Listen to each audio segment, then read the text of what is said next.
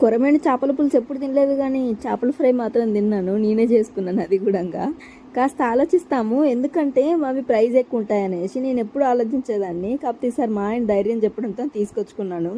ఇక వెంటనే చెయ్యాలి కాబట్టి ఒక 10 వీడియోలు చూసి కన్ఫ్యూజ్ అయ్యే బదులు ఒక వీడియో చూసి ఫిక్స్ అయ్యేదామనేసి ఒక వీడియో చూసాను, అది కూడా బాబాయ్ గారిది. ఇక చూసిన వెంటనే సింపుల్గా ఉంది, ఇంకా బాగుందని చెప్పేసి వెంటనే స్టార్ట్ చేశాను. ఇలా చేశాను చెప్పేసాను ముందుగా అయితే.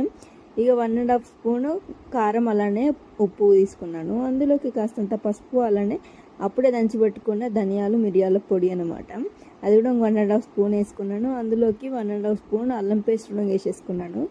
అందులో కడపడానికి మంచిగా నిమ్మకాయ రసం, అలానే కొంచెం అంత నూనె వేసేసుకొని మొత్తం కలిపేసుకున్నాను పేస్ట్ లెక్క. ఒకవేళ మీకు గట్టిగా ఉందంటే పేస్ట్ కొంచెంగా వాటర్ వేసుకోండి, ఎక్కువగా వేసుకోకుండా. ఇక మంచిగా ముక్కలన్నిటి తీసేసుకొని మంచిగా మొత్తం ముక్కలకు నాలుగు వైపులా మంచిగా పట్టించేసుకోవాలి. పట్టించేసుకున్నాక ఫ్రిడ్జ్లో అయితే మంచిగా 1 అవర్ అలా మ్యారినేట్ చేసి పెట్టేసుకోండి. ఆ తర్వాత తీసి మంచిగా ఆయిల్లో వేసేసుకొని మంచిగా అటు ఒక 5 మినిట్స్ వేసి మంచిగా కాల్చేసుకోండి ఎర్రగా అయిన వరకు. లాస్ట్లో దించే ముందు ఏంటంటే ఖచ్చితంగా కరివేపాకు వేసుకోండి, అప్పుడు ఫ్లేవర్ చాలా బాగుంటుంది. అసలు నిజం చెప్తున్నా, నేను ఇంత టేస్ట్ చేపల ఫ్రై ఎప్పుడూ తినలేను.